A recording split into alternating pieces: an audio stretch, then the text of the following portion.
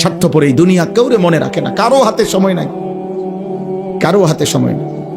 এত বেশি যান্ত্রিক মানুষ, এত বেশি স্বার্থপর, এত বেশি দুনিয়া লুভি, কারো হাতে সময় নেই, কারো হাতে সময় নেই, কেউ হাতে সময় নেই।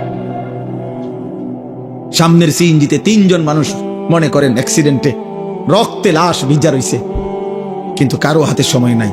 এই হরন দিতে দিতে কাবজাব করতে করতে আস্তে আস্তে সব পিছনের গাড়ি সাইড দিয়ে দিয়া জায়গা, কারো হাতে সময়, কারো হাতে সময় নেই। ছেলের হাতে টাইম নাই, মেয়ের হাতেও টাইম নাই।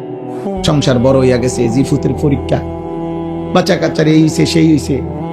আব্বা বোঝেন তো, আমি শহরে চাকরি লইছি, ওনার আগের মতো আব্বা নিজে হোটেলে কয় বেলা খামু, আপনাকে বউরে যদি না নেই আমার সংসার আমি কেমনে চলতাম। বাবা মুসাফিরের মতো, মা মুসাফিরের মতো, কনকনে শীতের রাতে বৃদ্ধ নারী, বৃদ্ধ মা, 1 গ্লাস গরম পানি কেউ এনে দিবে এমন লোক নেই। হ্যাঁ, স্বার্থপর দুনিয়া। তাই আখিরাত, যাদের জন্য সুদ নিলেন, যাদের জন্য কিস্তি নিলেন, যাদের জন্য মিথ্যা বললেন, যাদের জন্য কাস্টমারকে ঠকাইলেন, যাদের জন্য 2 নম্বরই রোজগার করিলেন, এই নাফরমান মুসলমান, সেই সন্তান আজ আপনাকে ছেড়ে চলে গেল কেন? যে এখন দুনিয়াতেই চলে গেছে, আখিরাতে সে আপনার কি উপকার করবে? হ্যাঁ, কেমনে বোকামি করলেন? কেন বোকামি করলেন? অথচ আপনার মৃত্যুর পরেও ছেলে পেলে ঢিকে দুনিয়া চালাইতে পারত। আমনে বিল্ডিং করে না দিল, এতিম বাচ্চারও বিল্ডিং হয়। এমন অসংখ্য এতিম সন্তান যে তার বাবাকে জন্মের সময়ও দেখে নাই, পরবর্তীতে তার বাড়িও হয়েছে, গাড়িও হয়েছে, বিল্ডিংও হয়েছে, বিয়েও করছে, বাচ্চা কাচ্চাও হয়েছে। কোনো কিছু আপনার জন্য আটকায় নাই, দুনিয়া আটকায় না। দুনিয়া সবাই পারে মিয়া, ফালতু এই দুনিয়া, তুচ্ছ এই দুনিয়া। খোদার কসম, এটা কিচ্ছু কঠিন না। একটা পিঁপড়া পর্যন্ত তার দুনিয়া চালাইতে পারে, একটা কুত্তা তার দুনিয়া চালাইতে পারে, একটা শূকর তার দুনিয়া চালায় নিতে পারে। আপনার ছেলে পারবে না কেন? কেন পারবে না বেটা? আমি থাকতে জিফুতেরে যদি গদ্দু আর জমি জমা লাইন করে না দিতারি, আমার মরের পরে তারা কি করবো? তারা চিরা খাইব আমনের মরার পরে। আমনে থাকতে শুধু ভাত খাইছে, আমনে মরলে আর আমনের সংসারে কেউ ভাত রাইতো না। আমনে মরার পরে আর বিল্ডিং হবে না, আমনের মরার পরে ব্রিকফিল্ড সব বন্ধ হয়ে যাব, আমনে মরার পরে রাজমিস্ত্রিরা সব বাদ যাবো গা। ধোকা, ধোকা, ধোকা, ধোকা। এই জন্য বাবাদেরকে বললাম, বাবা আখেরাত মিলান, আখেরাত। দুনিয়া মিলাইয়েন না, দুনিয়ার হিসাব দিয়া তৃপ্ত হইয়েন না, দুনিয়া মিলাবেন না। কিশোর যুবক ছেলে তোমরাও, আব্বা মনে রাখো, পৃথিবী আখেরাত তো নাই, দুনিয়াও খোদার কসম কোন পাপী, কোন নাফরমান, কোন বেনামাজি, সিজদাবিহীন চরিত্র নারী, অস্থি, ছবি, উলঙ্গ দৃশ্য দেখে দেখে যাদের মৃত্যু হবে, খোদার কসম তোর নাম পৃথিবীর কোন জানোয়ারও নিবে না, কোন জানোয়ারও নিবে না। দুনিয়া ভোগ করতে পারবা, দুনিয়া তো একটা দস্তরখান আল্লাহ বিছাইছে একই মাটির উপরে। আল্লাহ বলে দুনিয়া এটা আমার কাছে এত তুচ্ছ, একই মাটির উপরে ইমানদারও খায়, একই মাটির উপরে কাফেরও খায়, একই মাটির উপরে জানোয়ারও খায়। এই দুনিয়া থেকেই তো খায়, জন্তু জানোয়ার তো এই দুনিয়া থেকেই খায়। এটা আশ্চর্য কিতা মিয়া, এটা অবাক করা কি? আখিরাত আসল, ওয়ালা দারুল আখিরাতু খায়রুল লিল্লাযিনা ইয়াত্তাকুন। আল্লাহ তাআলা বলেন, বান্দা যারা আল্লাহকে ভয় করে তাদের জন্য আখিরাত উত্তম। হুজুর বলছেন আপনাদের সামনে, হুদাল লিল মুত্তাকিন। আল্লাহ বলছে আমার কোরআন থেকে তারাই গ্রহণ করবে কলিজায় যাদের আল্লাহর ভয় আছে, বাকিরা দুনিয়া ভোগ করবে। দুনিয়া আমি দেব বান্দা, আল্লাহ বলছে একটা সেজদা না, 60 বছরে যদি নাফরমান কোনদিন আমি আল্লাহর একবার আল্লাহ এটাও বলো নাই, তোকেও দুনিয়া দেব। দেয় না? দেয় কিনা বলেন না কেন? ওই দেখেন, ওই বেয়াদব মোবাইল দিয়ে করে, ওই বেয়াদব রে দেখেন, এই যে এই বেয়াদব দেখছেন, এই যে ওই যখন মাথা নোয়াই দিস, বাবা এখন মাথা নোয়াও কেন? কানটা ধরে উঠাই দাও, এরে অপদার্থ। না গাদ্দার, বুঝে বুঝে। আপনি কি বুঝে না? সব বুঝে, গাদ্দার। সে মনে করে এগুলো কিছুই না। আমি আমার দরকার আমার শাহওয়াত, আমার মনে যা চায় আমি তাই করবো। হুজুর কি তা আবার? আরে চলো বেটা, কোনো অসুবিধা নেই, কারোর জন্য কেউ আটকায় না। আমার ঘরে আমি থাকি, তোমার ঘরে তুমি থাকো। আমার কবর আলাদা, তোমার কবর আলাদা। আমার যেদিন মৃত্যু হবে তোমার নাও হইতে পারে, তোমার যেদিন মৃত্যু হবে সেদিন আমার মৃত্যু নাও হইতে পারে। না, আলাদা আলাদা, আলাদা আলাদা। এই জন্য আমি এটাই বলছি, আখেরাত চাই, আখেরাত। আমরা মুসলমান, আমরা ইমানদার। আমাদের আল্লাহ আছেন, আমাদের নবী আছেন, আমাদের কোরআন আছে, আমাদের ধর্ম আছে। আমরা পাগল না, আমরা ছাগল না, আমরা দুনিয়াদার না, আমরা লুভি না, আমরা মুশরিক না, আমরা বেঈমান না। আল্লাহ কোরআনে বারবার বলছে ওয়াকালু মা হিয়া ইল্লা হায়াতুনাদ দুনিয়া। আল্লাহ কোরআনে অনেকবার বলছে যে কাফের, মুশরিক, বেঈমানের কাছে এক কথা, জীবন শুধুই কেবল দুনিয়া, দুনিয়া। ওয়াকালু আইদা যালালনা ফিল আরদি আইন্না লাফি খালকিন জাদীদ। আল্লাহ কোরআনে বলে কাফের বেঈমানরা নবীকে বলতো, মুহাম্মদ, আমরা মরে গিয়ে মাটির সাথে সমান হয়ে যাব, আবার নতুন করে আমাদেরকে কবর থেকে আবার উঠাবে। কবর পাইবো কই, মাটি পাইবো কই, আড্ডি পাইবো কই? এটা হবে না, এটা আমরা বুঝে ধরে না, এটা বুঝে ধরে না। না না, এটা বুঝেই ধরে না, বিশ্বাস করে না, না শুধু বুঝেই ধরে না। এটা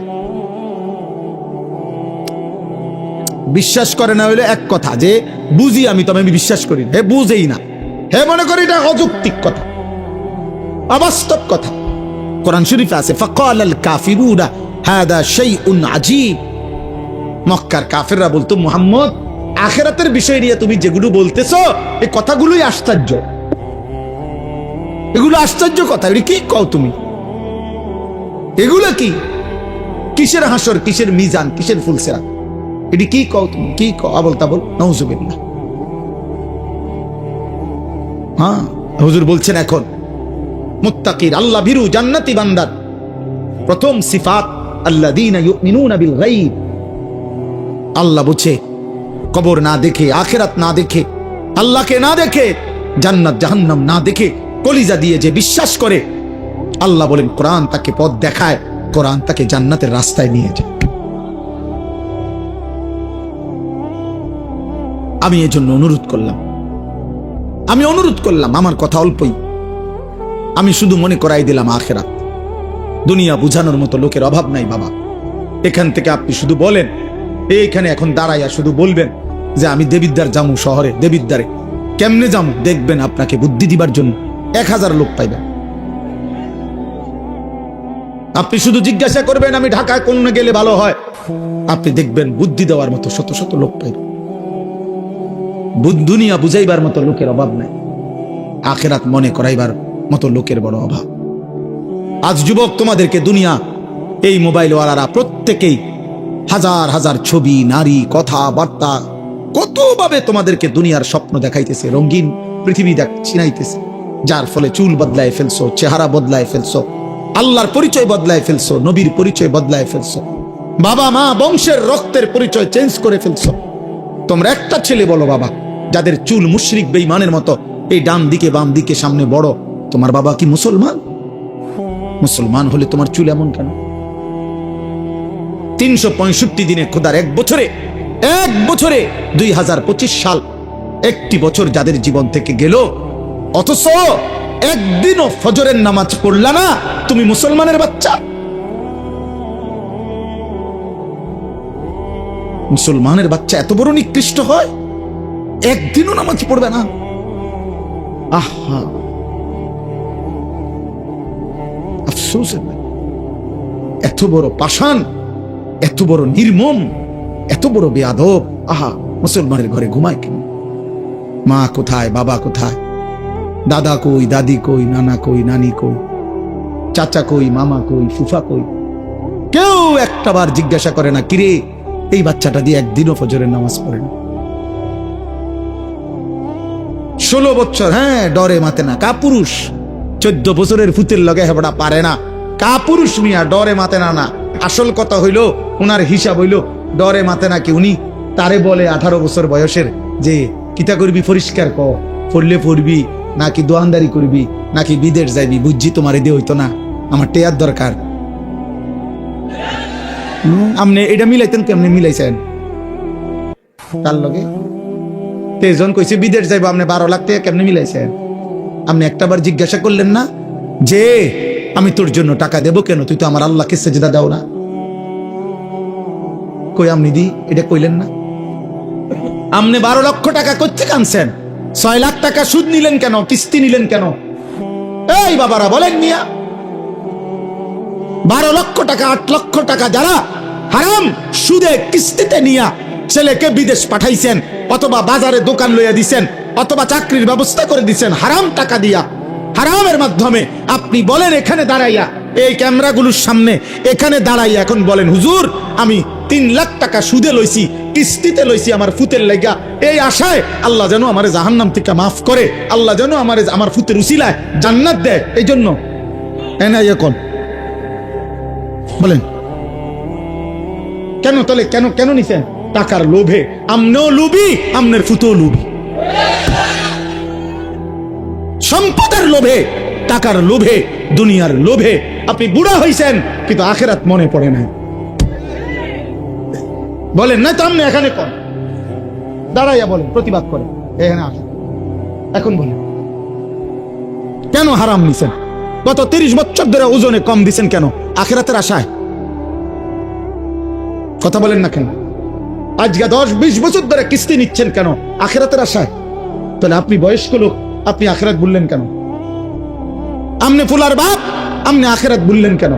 তা আপনি যদি আখিরাত ভুলে যান, আপনি যদি বিড়ি খান, আপনি যদি গালি দেন, আপনি যদি ঠিক মতো নামাজ না পড়েন, মা যদি পর্দা না করে, তো সন্তান কি শিখবে? বলেন আখলাক শিখবে কার থেকে?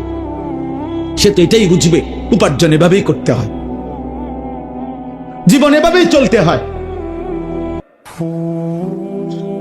অতএব আমার কথা শেষ, এতটুকুই কথা, আমি শুধু এতটুকুই বললাম। আমরা মনে রাখতে হবে, শুধু দুনিয়া দিয়া যে হিসাব মিলাইয়া কবরে গেছে, খোদার কসম তার ঠিকানা জাহান্নাম।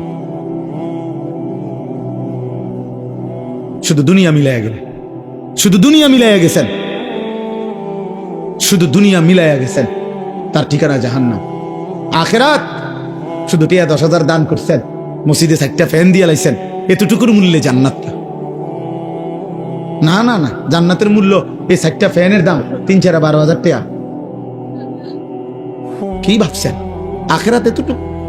হ্যাঁ, ইমাম সাহেবের যে 2-4 বেলা ফার্মের মুরগি দিয়া ভাত খাওয়াইছেন, আখিরাত এই কত গেছে মোট নিজ্ঞান? ইমাম সাহেব টেয়া নিগা দরকার নাই বাবুরে, আপনি রেটি হাত আপনার খানারও দরকার নাই। হ্যাঁ, আস্তাগফিরুল্লাহ। আখিরাত এত মামুলি বলে, আখিরাত এত সামান্য হয়ে গেল। 1.25 লক্ষ আম্বিয়া জাহান্নামের ভয়ে কাঁদছে, 1.25 লাখ আম্বিয়া আখিরাতের ভয়ে কাঁদছে, হাসরের ময়দানের ভয়ে কাঁদছে। অথচ নবীরা মাসুম, নবীদের কোনো গুনাহ নাই, নবীরা নিষ্পাপ, কিন্তু কাঁদলেন কেন? আউলিয়ারা কাঁদলেন কেন? সমস্ত আউলিয়ারা বুজুর্গরা কেন কাঁদে? তাহাজ্জুদের সেজদায় আল্লাহর প্রিয় বান্দারা কাঁদে কেন? নামাজ পড়ে নাই এই জন্য? নামাজ তো উনি পড়ছেই, 5 ওয়াক্তও পড়ছে, তাহাজ্জুদও পড়তেছে, উনি জিকিরও করে, তাসবিহও পড়ে, দানও করে, সাদাকাও করে, আল্লাহরেও ডাকে, কোরআনও পড়ে, হালাল হারামও মাইনা চলে, এরপরও কাঁদে কা? তবুও ভয় করে। আখিরাত বড় ভয়ানক, আখিরাত বড় ভয়ানক।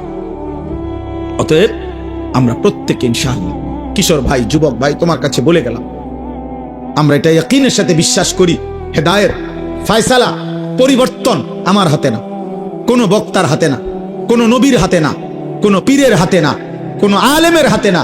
খোদার কসম, পরিবর্তন, হেদায়েত, জিন্দেগি জান্নাতমুখী, এটা আল্লাহর ফয়সালা।